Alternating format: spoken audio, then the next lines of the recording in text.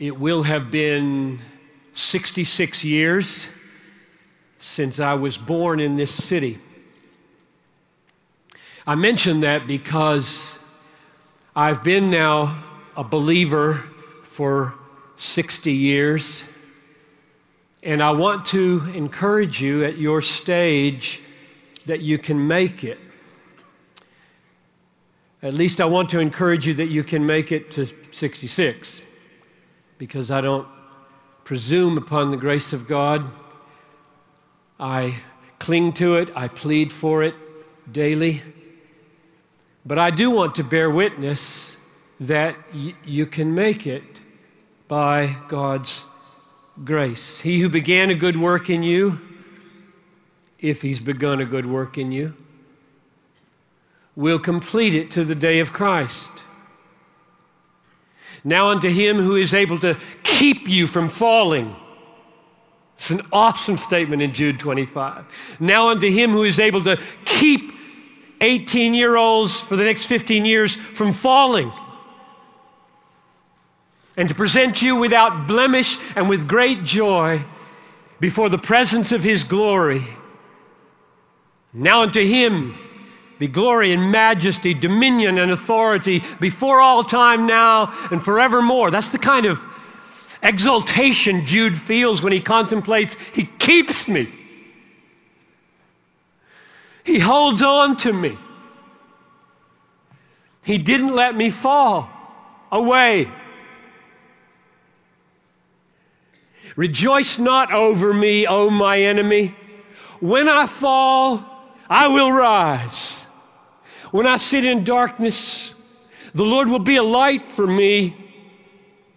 He will bring me out to the light, and I will look upon his vindication when he works justice for me and not against me. Then my enemy will see, and shame will cover her who said to me, where is your God? I love Micah chapter 7, verses 8 and 9, because it does include a kind of fall. Rejoice not over me, O my enemy. When I fall, I will rise. When I sit in darkness, the Lord will be a light for me.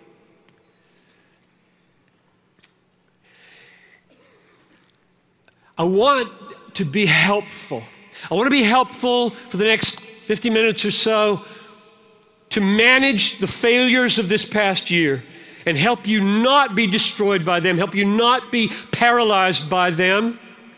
And I want to be helpful for the next year or 60, 70, 80, that God will empower you to fight the fight of faith every day so that you can say, when you're standing in my place here, he kept me. He has not let me down. He has been faithful to me. That's what I want to do. I want to help you. And I was reading in my devotions the other morning, and they just put it on the blog this morning. David told me as we were walking over here, I didn't know that.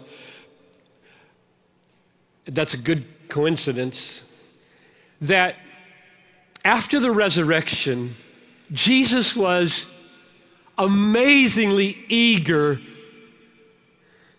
to have a restored relationship with all of his 11 disciples that had forsaken him. It says in Mark 14:11, they all forsook him. So did you do that this year? Did you walk away? You did. Some of you did. You just walked away. I'm done with it. I don't care anymore. It's too hard. It's not paying off. I'm just out of here as far as the Christian life goes. And that's what they had done. At his hour of greatest sorrow, they left him. So here he is, risen with sovereign triumph over the universe in his hands. And what does he do? He meets Mary, and he says, Mary, go tell my brothers, I am going to my God and your God. I am going to my Father and your Father. What's the point of that? Brothers, your God, your Father. I want you back. He's still your father. And then he meets them in the room. He passes through the door evidently, and he just shows up. What's the first thing he says? Peace be to you. I mean, they must have felt like, oh, we are going to get spanked here really bad. Or worse. And he says, peace be to you. And then Peter, after Judas, who's not coming back, Peter did the worst. I'll go with you. I'll die with you. No, you won't. 3 times you're going to deny me. But do you remember Luke 22:32?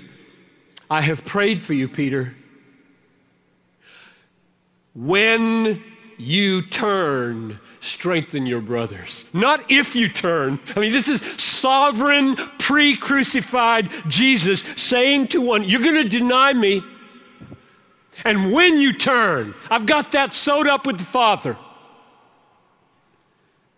Strengthen your brothers. So he comes to Peter on the beach, remember, with the fish, 157 fish, and after that little scene, and he looks right at Peter and says, do you love me more than these?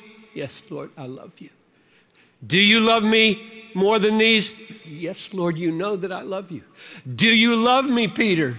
Yes, Lord, you know that I love you. And every time, 3 times for 3 denials, you get what's going on? 3 times you can tell me. Just like you didn't, you do. Do you? Yes, you do. Tend my sheep, feed my lambs, shepherd my flock. I got work for you to do, Peter. Let's go. So that if that's where you were in 2011, I threw it away, I denied it, I walked away. I just want you to hear loud and clear, He will have you back for 2012. So let this conference be a decisive turning. Just say it in your heart and to Him. I'm done with the failure. I am so thankful that you will have me back. I'm coming back. And hear those words, peace be to you, my brother, your father. Do you love me? I got work for you. So I want to help you with the past year, but mainly I would like to be of help for the rest of your life. I would like to be of help in the fight of faith, which is every day, and in particular, the fight against lust or the bondage to pornography or the bondage to masturbation or the bondage to sleep with your girlfriend or whatever form, this whole physical thing over here, which is designed by God to be a good and beautiful thing, just holds you like a slave. I would like to help you with that. And I'm going to do it in a way that might be a little different. I'm going to tell you a story of a man's life, namely Augustine. Augustine was born when? 354, I think, AD, so 1600 plus years ago. And he was in bondage to lust for 16 years, had a concubine all that time, had a son to her, never married in all of his life, just had sex every day till he was 32 years old. And the reason I want to tell you this story and go into his soul with you is because stories sometimes have an unusual power. Examples of people that have failed and God rescued them have power. And secondly, because his way of getting free was that a sovereign joy, that's his phrase, a sovereign joy severed the root of the pleasures of sin. They lost their power not by a direct assault, but an indirect assault. Namely, not an assault on, I'm not turning it on, I'm not clicking the mouse, I'm not pushing the button, I'm not going her again. Instead of that, which is good, over here was, I'm coming. and I must have more of this. So that's what I want to do. I want to take you there. And I printed out an email that I got Monday, 22nd of November, 2010, from a man whom I won't name. And I'm going to read it to you to show you what I hope happens. Now, he does refer to one of my books. I'm going to direct you to another book. The point here is not that he got help from a particular book. The point is the kind of help he got, which he could have gotten better, and he later realized from Augustine than from me. So I'm directing all of your attention to Augustine. I'm going to mention a book of Augustine's in particular. I'm going to tweet this afternoon at 2 o'clock where to get it, how to get it, what translation to get. Here's the experience.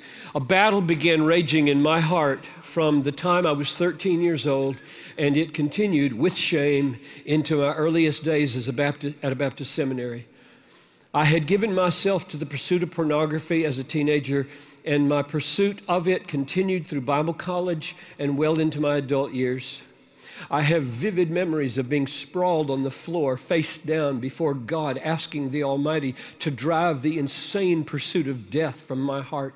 I purchased books, sought counsel, scoured the Bible as if it were an encyclopedia, searching for the trick of my deliverance. About midway through seminary, one of your books was casually introduced to me during a lecture in a seminary by a seminary professor, The Pleasures of God. Something about the title resonated with me, and I left class one afternoon set on purchasing it. That day was the dawn of a new beginning to me. Let me pause here. The Pleasures of God is not a book about sex at all, except that everything about God is about sex. It's just about how can you help someone get a bigger vision of God and what he's really like. And so the book unpacks what God takes pleasure in, because you can judge a person's character by what they delight in. And so if you know what God delights in, you can know more of his character. And knowing more of his character, you'll be shaped into it and be indirectly freed from these bondages that hold us. So that's what's going on here.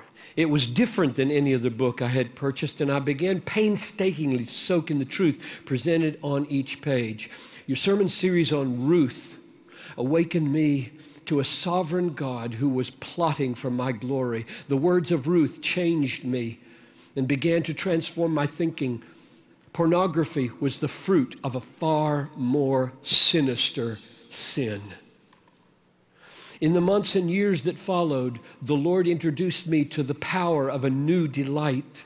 My life in Christ gradually stopped becoming a duty, but instead became a pursuit of a higher pleasure.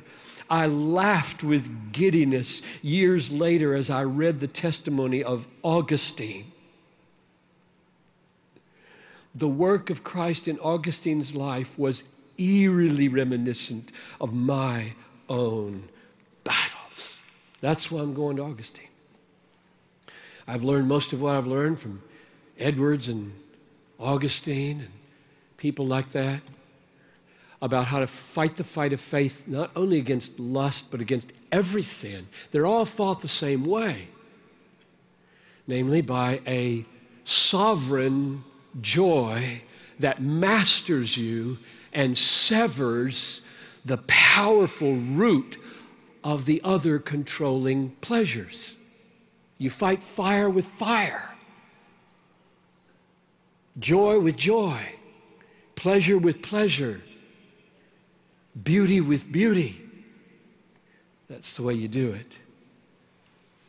So he was born 354 AD, November 13.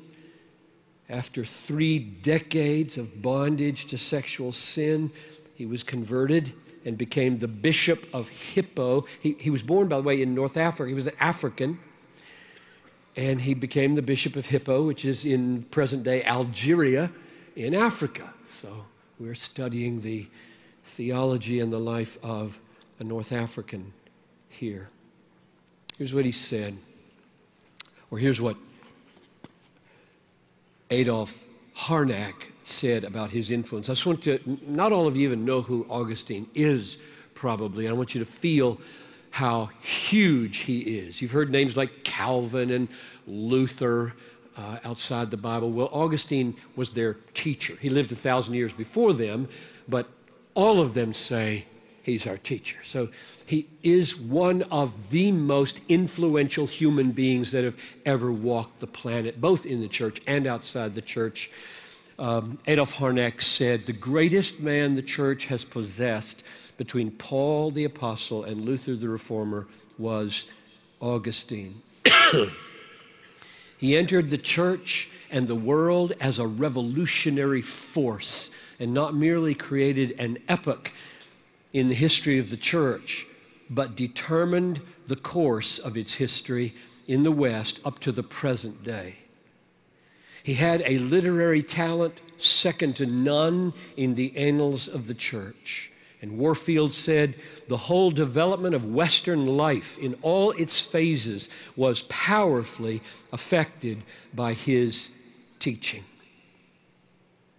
After Jesus and Paul, Augustine of Hippo is the most influential figure in the history of Christianity. So, just if those are even close to the truth, what you're seeing is that a man who lived in absolute bondage to sex for 32 years was then used by God to be the most influential Christian outside the Bible ever.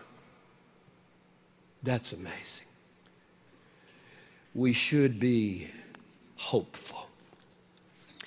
The book that I'm going to encourage you to read, I mean, if I could just make one thing happen aside what's going on in here, one habit for 2012, it would be that all of you would read Augustine's Confessions. It's a classic. It's one of the most famous books in the world. You ought to read it just to be an educated human being. And it's 350 pages. It's the only book that I know that is totally addressed to God. Every sentence in it is a prayer. Every sentence. I'll say more about that in a minute, but it is unique and has unusual power. So get it. It costs you $7.50 at Amazon this afternoon if you go there. And if you're a Prime person, it won't even cost you postage. So if you want to know what translation I recommend, you can ask somebody who does Twitter after 2 o'clock this afternoon. As I grew to manhood, he wrote in that book, I was inflamed with desire for an excess of hell's pleasures. My family made no effort to save me from my fall by marriage. Their only concern was that I should learn how to make a good speech and how to persuade others. So at 16, he leaves his city of Thagaste and heads for Carthage. And his mother, Monica, who is famous for praying for him all these years until he's converted at age 32, she says goodbye to him and pleads with him not to commit fornication, especially with another man's wife. That's what she ends her farewell with.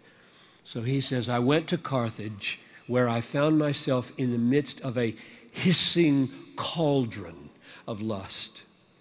My real need was for you, my God, who are the food of my soul.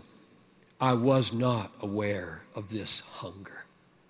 So he took a concubine and had her on the side for the next 15 years, had a son, Adeodatus, I don't know how to pronounce it, and it's tragic what became of them, but I'll let that story go for another time. Now, here we are, he's 30 years old, so I'm skipping all that dissolution. You can just use your imagination, or maybe you shouldn't, for what he was doing all that time. He moved to Milan, Italy when he was 30 years old.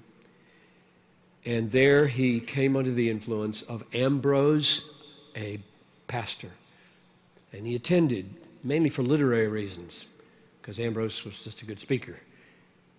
And he sat under his ministry week in and week out until God took him.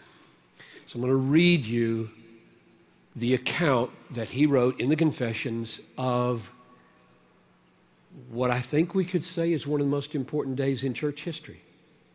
Maybe one of the most important days in world history, given the effect that Augustine had on the church and the church has on the world.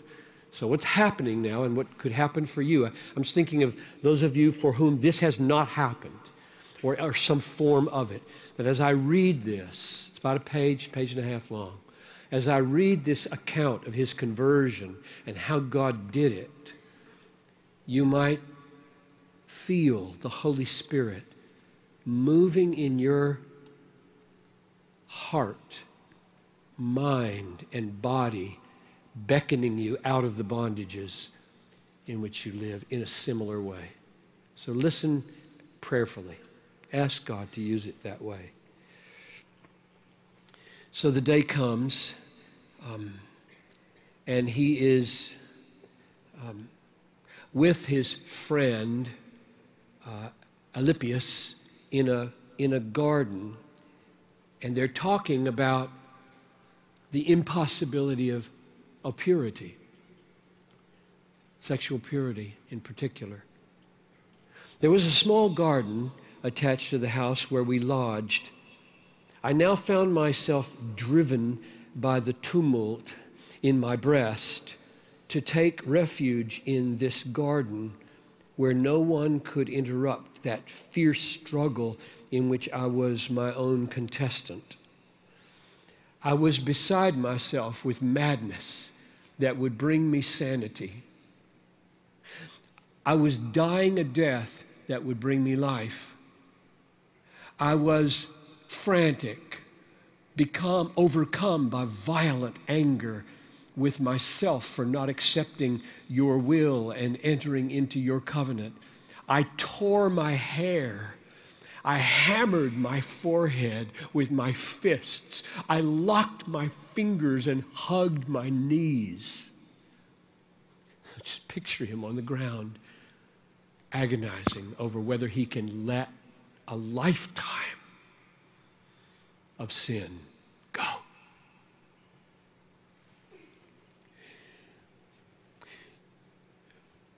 The battle became pretty clear for him between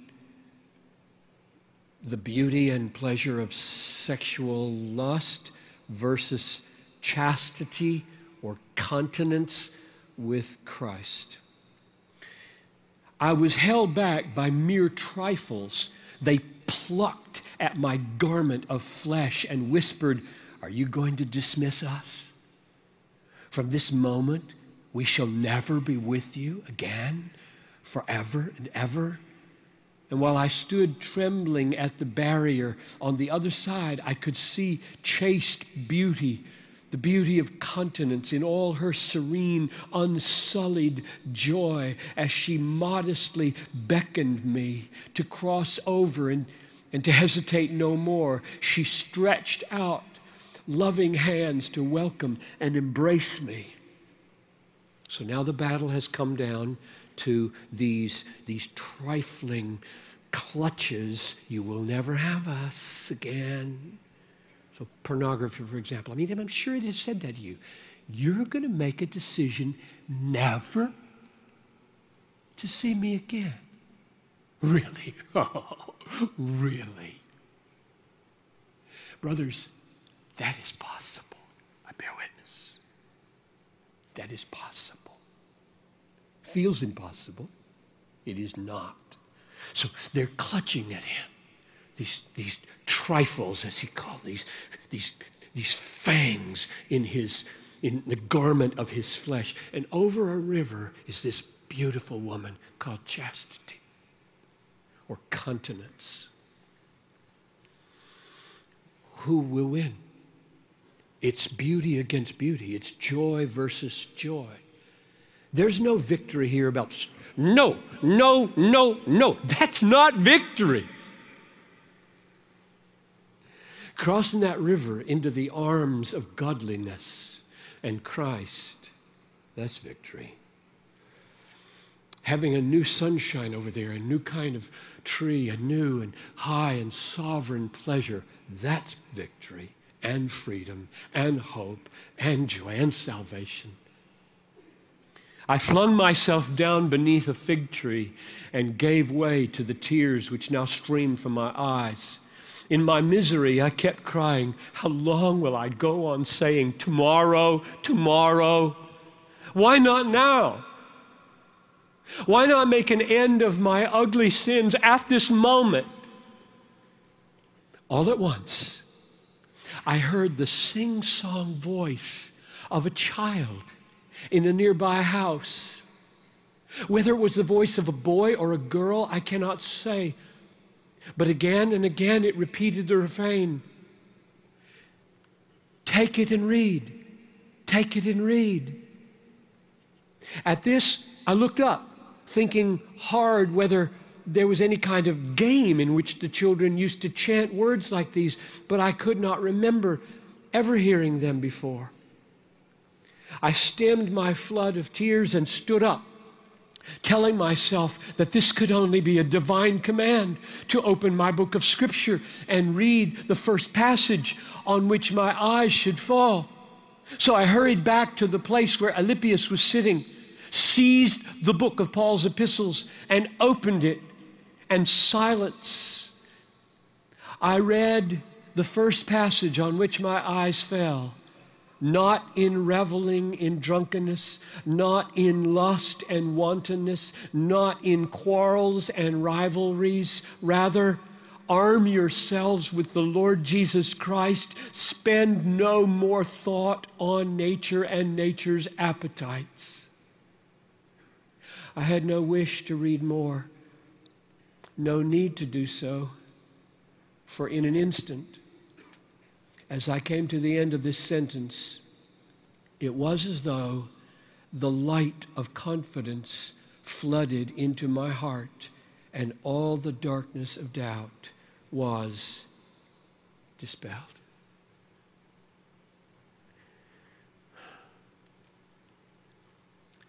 And then, at age 32, he turned and never went back. His choice not to marry may not have been the wisest choice. Marriage is a beautiful thing. Sex is a beautiful thing. But given what he had endured, I sympathize with his choice. I don't want you to become Platonists who solve the problem of the sinful use of the body by no use of the body. That's not my goal. It was his choice. I will just never go there. And he lived a chaste and celibate life until the end and became the Bishop of Hippo, not by his own choice, but because people saw him soaring in godliness and in effectiveness of communication about the sovereignty of grace, and they made him. And he was there until he died. I think age 75. Oh, brothers, there's hope for you. There really is. So he was converted and began to think it all through. That's the way it happens, isn't it? You think your theology comes before your experience, and often it does, but often your theology is an effort to understand, what has God been doing? What has God done to me? How did he do that? I want to understand this because I would like to help other people. So I want to take you in a few-minute tour of his theological reflections on how did that happen? What did he do to me? Augustine's arch opponent from then on was a British bishop named Pelagius, lived in Rome. You may have heard the term Pelagianism somewhere in your reading or studies.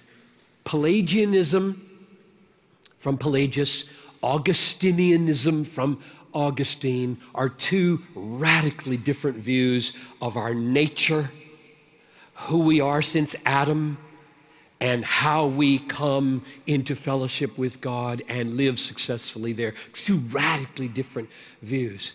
Pelagius did not believe in original sin the way Augustine did. That is, he didn't believe that our minds are so darkened by sin and our wills are so bent by sin and our emotions are so enslaved by sin that we couldn't, on our own, break free into faith and godliness. He said, you can't.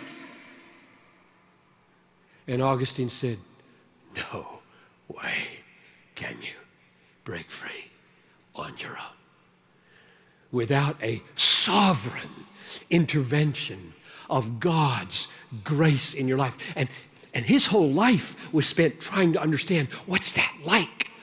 How do you experience that? What is sovereign grace? What is it? How do you experience it? How do you taste it? He said things that drove Pelagius up the wall. He said things like this. This is one of the most famous quotes from the Confessions. Give me the grace, O Lord, to do as you command, and command me to do what you will. O holy God, when your commands are obeyed, it is from you that we receive the power to obey them. That's Augustinianism.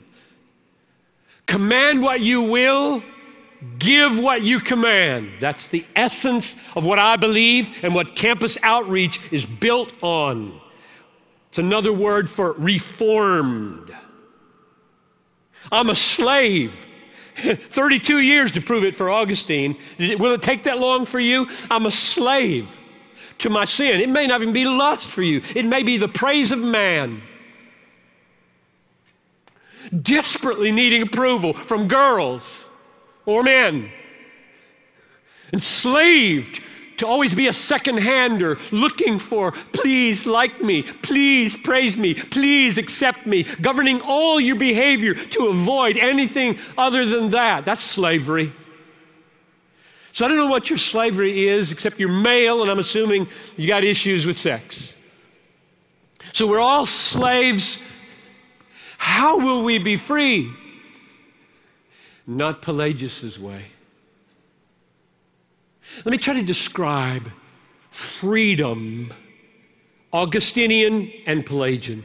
Because we had our backup about freedom. Right? Oh, free will. I got my free will. Okay, here's what a Pelagian says freedom is. Here's God and godliness, and here's sin. For Pelagius, freedom is right here, poised in perfect equilibrium, containing the power to go this way or that way. That's freedom. There's sin, there's God, I'm here. Augustine looks at that and says, that doesn't exist in the universe, and it shouldn't, and I don't want it. I'm either here or I'm here. I'm not poised in equilibrium.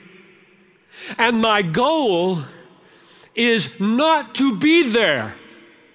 He said some amazing things. I just wrote them down again last night. I was just blown away by the fact that he describes free will, or he describes the wrestling with choices, okay? Evil, good. Satan, God. Unbelief, belief. The wrestling here, he said, I don't want to live there. Wrestling with choices is a necessary evil in a fallen world, he says, until the day come when discernment and delight in godliness are one.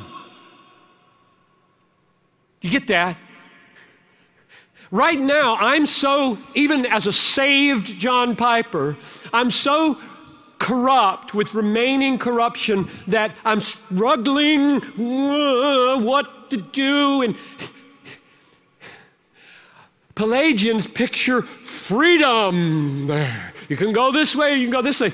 I don't want to live hovering between good and bad, right and wrong, wrestling with my free will as to which one goes which way. I want to be totally enslaved to the good because the good has become totally, compellingly beautiful to me. There isn't a greater freedom in the world than to do what you want to do for 1,000 years with no regret, because what you want to do is love godliness and love God. This isn't freedom. In fact, biblically, this doesn't exist. You read Romans 6. We are enslaved to sin or we are enslaved to God. There is no hovering in the middle. And the only way to move from here to here, Augustine discovered biblically and experientially, is I have to be set free. I can't do it. I can't do it. Doesn't sound real male. So don't try to be theologically machismo. Be theologically childlike. Unless you turn, become like a little child, you'll never enter the kingdom of heaven. To be a child says, God, I'm a slave. I'm a slave to cravings and desires and longings and yearnings, and I can't make myself love godliness. I can't make myself love Jesus. I can't make myself love chastity. I'm just in love with all this stuff, and that's true. You can't. That's what Augustine discovered. So let me read to you this amazing statement of his understanding of what happens. During all those years of rebellion, where was my free will? What was the hidden secret place from which it was summoned in a moment so that I might bend my neck to your easy yoke, O Lord? How sweet all at once it was for me to be rid of those fruitless joys which I had once feared to lose. You drove them from me, you who are the true, the sovereign joy. Now that phrase captured me years ago. I put it in the title of a book. I love that phrase. Can you imagine anything better than to be set free, not by sovereign wrath or sovereign anger or sovereign severity, but sovereign joy? Meaning, well, let's keep reading and see. You drove them from me and took their place. You who are sweeter than all pleasure, though not to flesh and blood. You who outshine all light, yet are hidden deeper than any secret in our hearts. You who surpass all honor, though not to the eyes of men who see all honor in themselves. O Lord, my God, my light, my wealth, my salvation. The way grace works, according to Augustine, and he's right about this, biblically true, is that grace is God's giving us a sovereign joy in himself that triumphs over the pleasures of sin. Grace is God's giving us freely, powerfully, a sovereign joy in him that is superior to the pleasures of sin and thus severs the root of their power. Any other way to try to get free results in despair or legalism. Either you fail in despair or you succeed and beat everybody up with your self-righteousness. But if you are set free by a blood-bought, Christ-exalting, sovereign joy, nobody boasts about enjoying a hot fudge sundae. You might boast about eating asparagus, but not about eating a hot fudge sundae. Like, I finished it. I finished the whole thing. I mean, you wouldn't. Well, it's good. It's good. You don't boast when you do what you want to do. You boast if you do really hard things and people admire you and pity you because you sacrifice so much. So if you're set free by God's sovereign, supreme, superior joy, you're not only free from, you now, to go back to my little freedom illustration, you're not here hovering, you are increasingly, and it's only partial in this life, increasingly satisfied by what's good and beautiful and holy and God-exalting, which means you can do what you want to do. That's freedom. And one of these days, this is why I want the second coming yesterday. You know what's going to be best about the second coming after seeing Jesus? Not sinning anymore. Not even battling sin anymore. Not even feeling the slightest inclination to any sin anymore. Can you imagine a more magnificent freedom than to do what you want to do for 1 billion years? Every morning, every night. And it gets better and better because you just see more and more of him. Augustine penetrated to the bottom of his own soul and the bottom of the Bible when he realized every man, this is a quote now, every man, whatsoever his condition, desires to be happy. There's no man who does not desire this, and each one desires it with such earnestness that he prefers it to all other things. Whoever in fact desires other things desires them for this end. If that's true, it is, I believe, then the battle for godliness is the battle for joy. You try to deny your quest for joy, you deny that you're a human being. God made you to be happy. You want to be happy like you want to eat. Who has it in his power, he said, who has it in his power to have such a motive present to his mind that his will shall be influenced to believe? Who can welcome in his mind something which does not give him delight? Who has it in his power to ensure that something that will delight him will turn up, or that he will take delight in what turns up? If those things delight us which serve our advancement towards God, that is due to not to our own whim or industry or meritorious works, but to the inspiration of God and to the grace which he bestows. So saving grace, sanctifying grace, converting grace for Augustine is God's giving us a sovereign joy in God that triumphs over other joys. We can be free. And he gives us that gift now in measure. That's why I began by saying, I want to help you with the fight of faith, not the drift of faith or the coasting of faith in 2012. It will be a fight. But when you've tasted the sovereign joy, when the sovereign joy has laid decisive claim to the roots of your emotions and your heart, then you know you can fight in the strength that God supplies and get the victory. So what follows in Augustine's understanding of the Christian life is that we are pursuing joy. This is what I'm going to talk about tonight for all of us. All of life is the pursuit of maximum pleasure in God.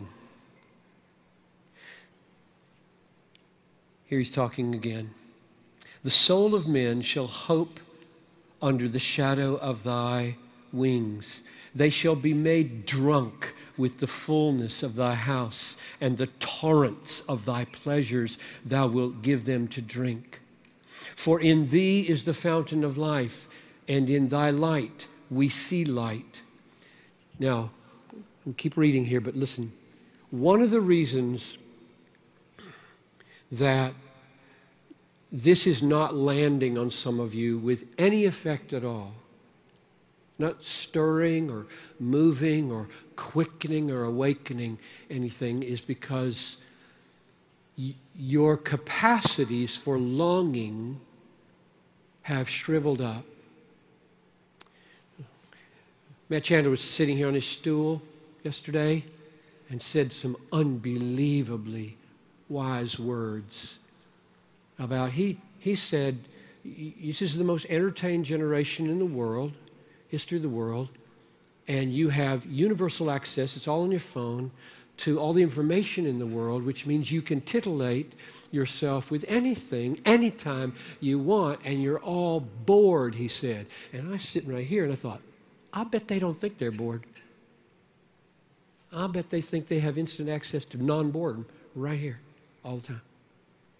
And then he said, and the tragedy is you've got enough here to deceive you so that you don't realize you are bored. That's profound. I hope you thought about that. So right here in the middle of this quote that I'm reading, Augustine is assuming something really scary and really terrible about this room right now. Namely, that there are people in this room that are so not numbed so much as the capacity for thrill, the capacity for magnificent pleasures has just gotten smaller and smaller and smaller because you're getting it here, here, here.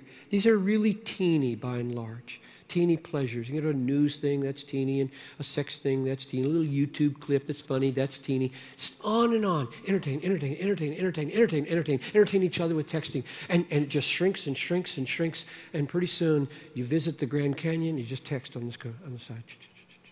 You don't see anything. You can't see anything. So here's what he says. Give me a man in love. He knows what I mean. Give me a man who yearns. Give me one who is hungry. Give me one far away in the desert who is thirsty and sighs for the spring of the eternal country. Give me that sort of man. He knows what I mean about sovereign joy. But if I speak to a cold man, he just does not know what I am talking about. And if you're in that category, I think you should right now be crying out in your heart, oh God, don't let me be that man. Which leads me to prayer. If you say, okay, all right, if this is the battle, if the battlefront is the battle to experience a sovereign joy that severs the root of all sinful pleasures, then what do I do? Is there anything I can do? Or do I just lie in my bed and wait for sovereign joy to show up? And the answer is that you pray like crazy, and that you expose yourself to as many displays of God's greatness as you can, which is why I'm urging you to read Augustine's Confessions. You pray. You cry out to God. Prayer and the display of God. What do I love then? This is Augustine's effort. I'm almost finished. This is Augustine's effort to help you experience God with such joy that it conquers.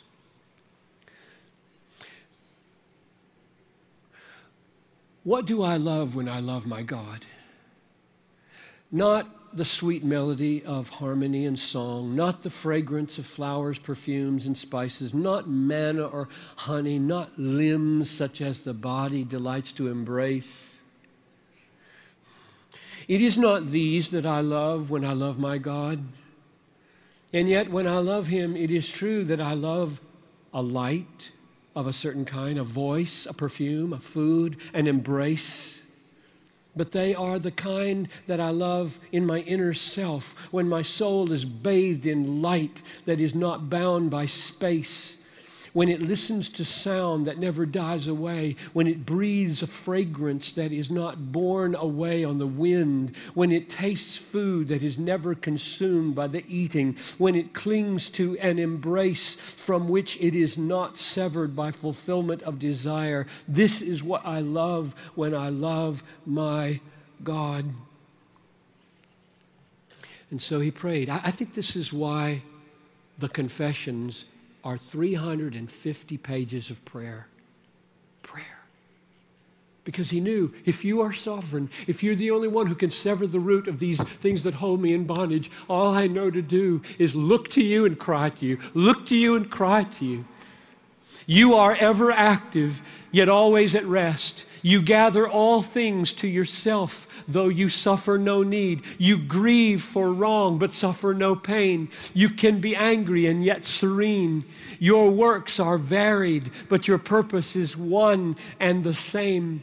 You welcome those who come to you, though you never lost them. You are never in need, yet are glad to gain. Never covetous, yet you exact a return for your gifts. You release us from our debts, but you lose nothing thereby. You are my God, my life, my holy delight. But is this enough to say of you? Can any man say enough when he speaks of you? Yet woe betide those who are silent about you. So my question is, do you know any taste like that at all? Has God become to you such a treasure?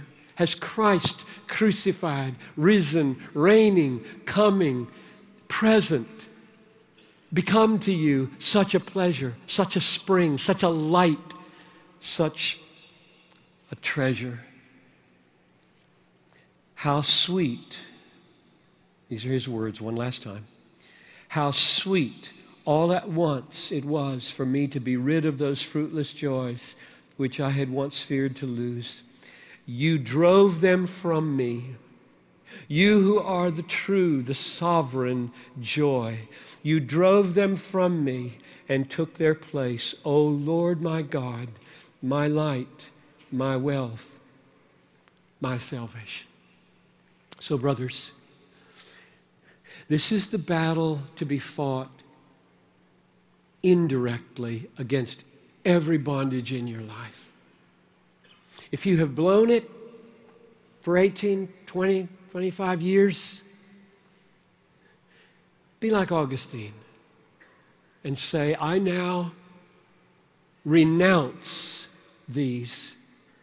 And I turn my face to Jesus Christ, and I turn my face to God the Father and to his promise.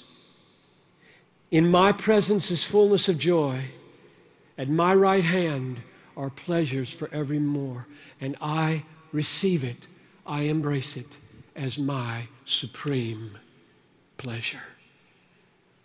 O Father in heaven, for my sinful, battling, 66-year-old soul, I pray. And for the souls of these young men, I pray. Sovereign joy, set us free for the glory of your great name and the pleasurable walk of liberty. In Jesus' name, amen.